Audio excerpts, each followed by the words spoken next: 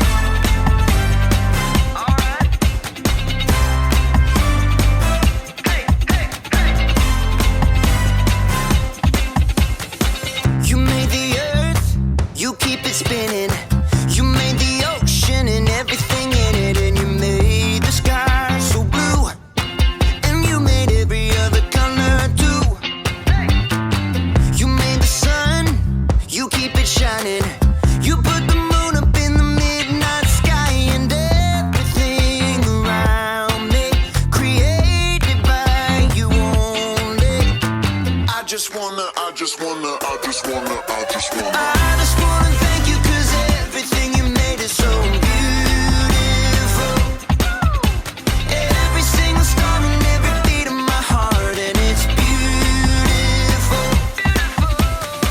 You made my feet, you made my hands, you made me sing and you make me dance, 'cause your love is all around me, and your love is so astounding.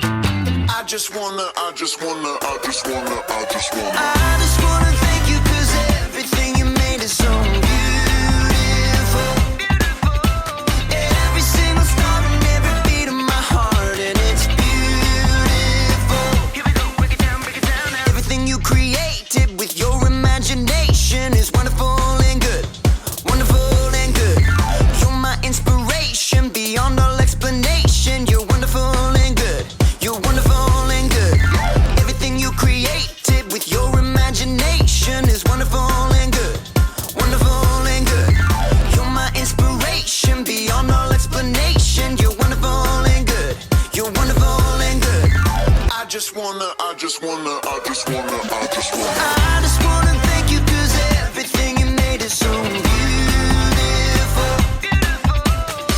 Every single star and every beat of my heart, and it's beautiful. I just wanna thank you 'cause everything you made is so beautiful. Every single star and every beat of my heart, and it's beautiful. Hey everybody, it's me, Jacob, and today I'm here to talk to you about creativity. Creativity is imagining what you could do because you were made in God's image. There are so many different artistic ways to be creative, and today I hope to demonstrate just how creative I am in the culinary arts. Now you might be thinking, oh, hey Jacob, what are the culinary arts? And that's totally okay because I had to look it up too. I had no idea. So allow me to elucidate. I had to look that word up too. Okay. Basically, it's this. I'm making chocolate. Yes! Ugh. You see, I started thinking, I know I'm creative because I was created in the image of God. But what if drawing and sculpting and, art stuff isn't my thing? What if chocolate making was my thing, my purpose? And time for the last thing, the cocoa powder.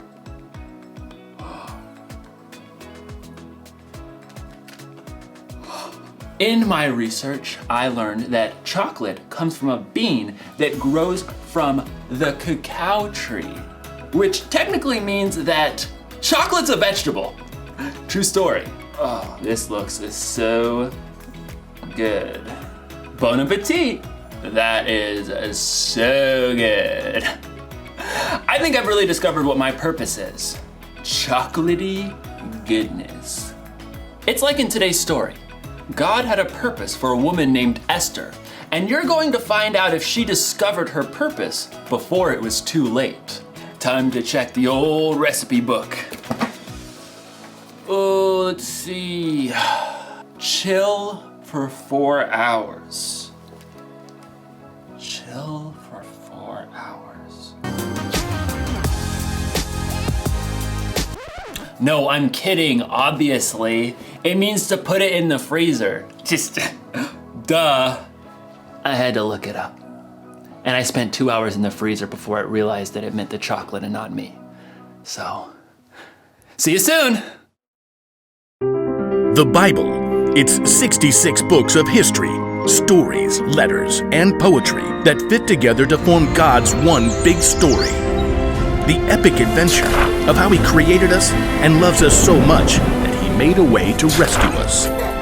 As we travel through the Bible, from Genesis to Revelation, we discover people who met God and found their lives changed forever. Now, for an amazing story. Inspired by the Book of Esther. Esther was the queen of Persia. Wait, what? Queen? Esther didn't become queen in the usual way. See, her father wasn't a king, and she wasn't from a noble family. It's just me and cousin Mordecai. In fact, Esther was Jewish. Many of God's people had been captured and brought to Babylon when their home, Judah, was conquered. Then Babylon was taken over by Persia. So Esther grew up in a land that wasn't her own. When Esther's parents died, her cousin Mordecai raised her as his very own daughter. Always remember what our scriptures say. Love the Lord your God with all your heart and with all your soul. Love Him with all your strength. One day, a new king named Xerxes came to power in Persia. He was so impulsive that he actually fired his queen, Vashti, simply for refusing to show up at a wild party. She will never see me again.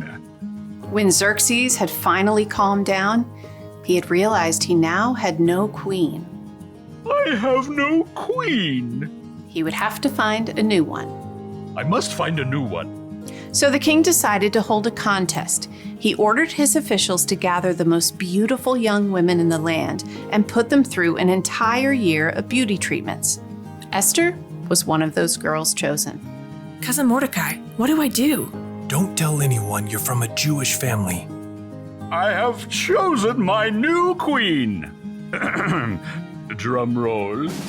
My new queen is Esther. Me? Assume the queenly royal crown. I might have to resize it. Just as Xerxes had so impulsively switched queens, he also promoted a royal official named Haman higher than all of the other nobles in the kingdom. Bow to me, you fools! Haman was delighted when all of the officials outside the palace bowed low before him. When he discovered that Mordecai refused to bow, he was enraged. You have to bow! Somebody make him bow!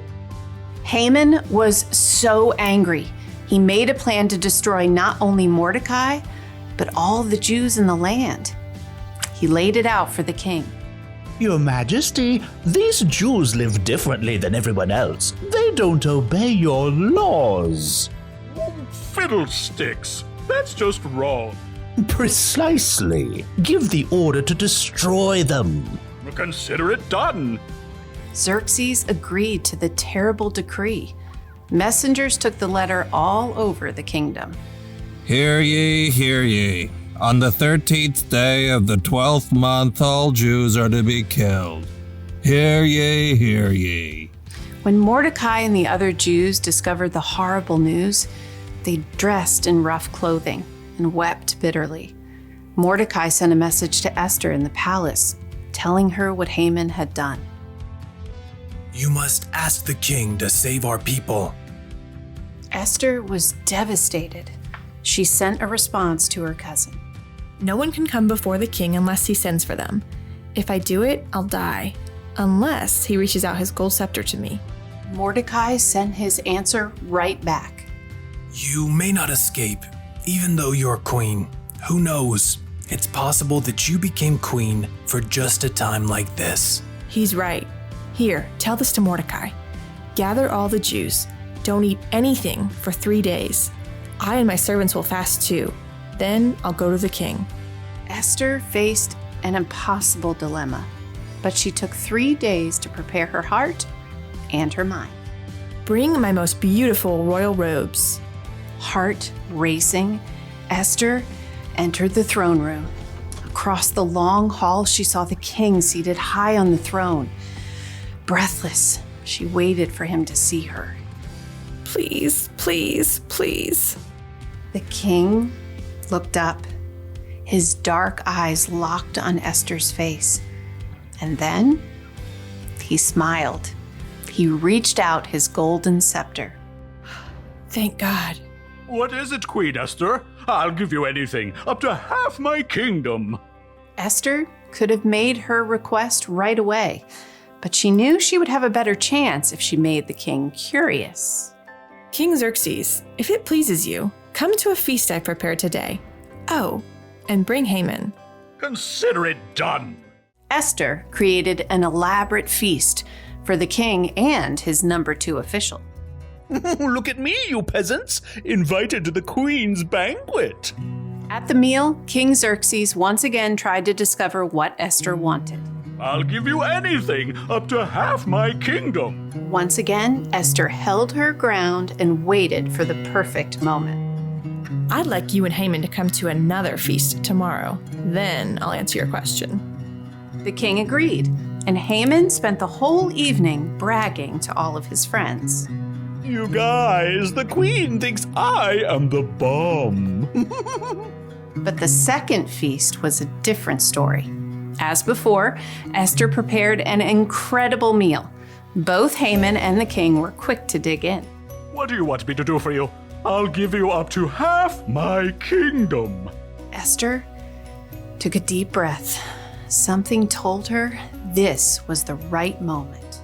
Your Majesty, let me live. Please spare my people. We have been sold to be destroyed.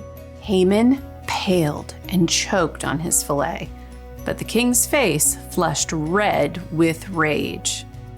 Who is the man who has dared to do such a thing? Esther turned her gaze on Haman. Haman is the one. In a panic, Haman threw himself at the queen. Totally didn't mean it. Please, please, please let me live. You dare attack the queen? Take him away. That very night, Haman was killed, and the king created a new order that would allow the Jews to be saved. We will celebrate this day with great joy. God had given Esther a surprising position in a foreign nation, and when the time was right, she would use all she had been given to save her people.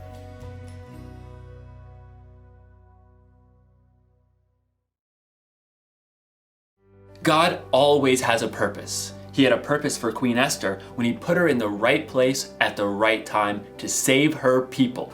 He had a purpose when he sent Jesus to pay for the sins of the world. And here's something you may not know. God made you for a purpose. It's true. Now, you may not have to save a bunch of people from total destruction.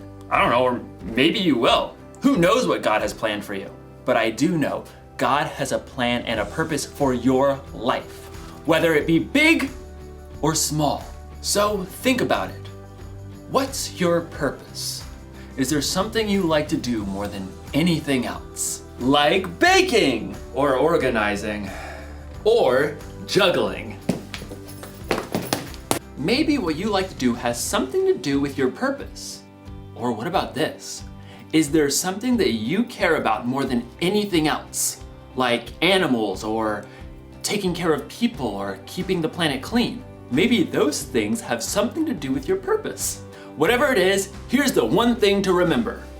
God created you for a purpose. Actually, I think it would be safe to say purposes. Maybe it's something giant, like Esther, or maybe something simple, like chocolates. Didn't get it. So close, gonna keep trying. Yes! Purpose!